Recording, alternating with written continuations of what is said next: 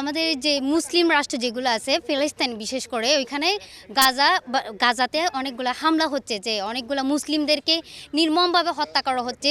ছোট থেকে বড় ওরা কাউকে বাদ দিচ্ছে না, এমনভাবে হত্যা করছে যে আমরা এটা সহ্য করতে পারছি না। যে সহ্য করতে না পারার কারণে আজকে আমরা এই কর্মসূচিটা বের করেছি। আমরা আসলে হচ্ছে মুসলিমদের থেকে টানা উচিত, যেমন অন্যান্যরা সবাই টানে, আমাদের থেকে উচিত যে কি ফিলিস্তিনের জন্য আমরা পাশে দাঁড়াবো।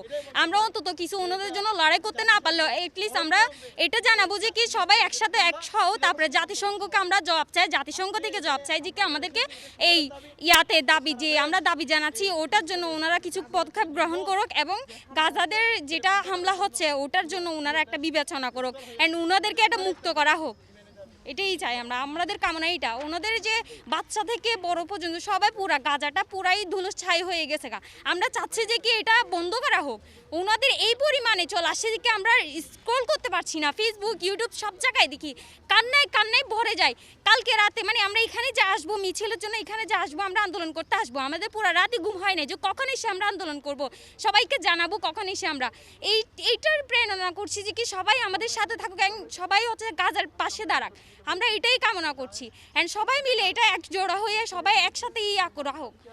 সবাই যাতে আমরা একত্র হয়ে ওনাদের জন্য এটা একটা পাশে দাঁড়াই, আমরা পাশে দাঁড়াই ওনাদের জন্য একটা জবাব চাচ্ছি। এটা সবাই যদি বসে থাকে তাহলে হবে না, সবাই থেকে এটা আমাদেরকে সবাই উচিত যে কি সবাই একটা না হলে একটা কিছু করা উচিত। আমরা কিছু করতে না পারলে অ্যাটলিস্ট আমরা আন্দোলন মিছিলের মাধ্যমে হলে জাতিসংঘকে উৎসাহিত করতে পারি যে কি না এটা করতে হবে ওনাদের থেকে।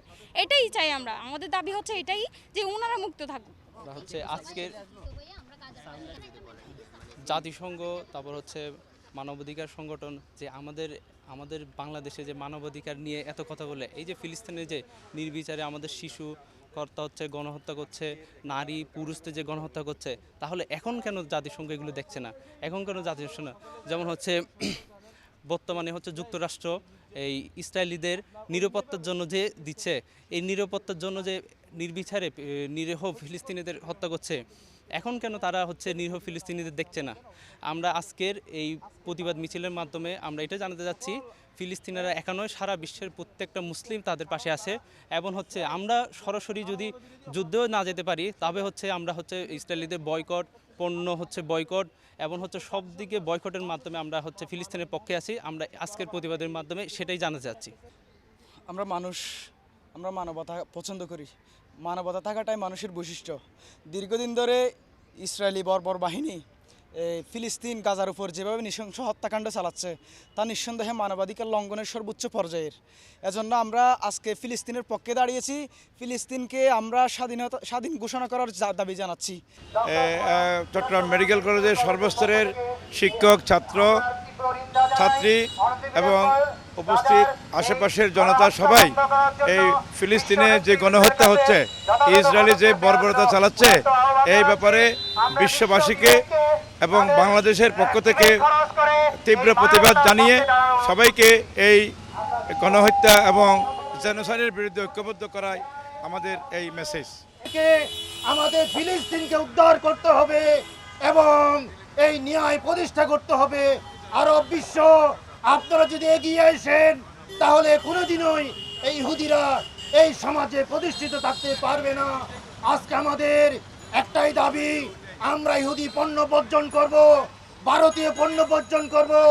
যারা ইহুদিদেরকে সমর্থন দিচ্ছে সেই আমেরিকান পণ্য বর্জন করতে হবে, ভারতের পণ্য বর্জন করতে হবে, ইহুদিদের পণ্য বর্জন করতে হবে।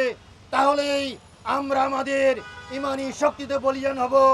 যেই ফিলিস্তিনে যেই মসজিদ আল আকসার মধ্যে আমাদের নবী হযরত মুহাম্মদ মুস্তাফা সাল্লাল্লাহু আলাইহি ওয়াসাল্লাম মেরাজের নামাজ পড়েছে, যেই আল আকসা মসজিদে লক্ষ লক্ষ নবী রাসূলের আগমন ঘটেছে, সেই ফিলিস্তিনি আল আকসাকে আজকে আমাদের উদ্ধার করতে হবে ইহুদি থেকে।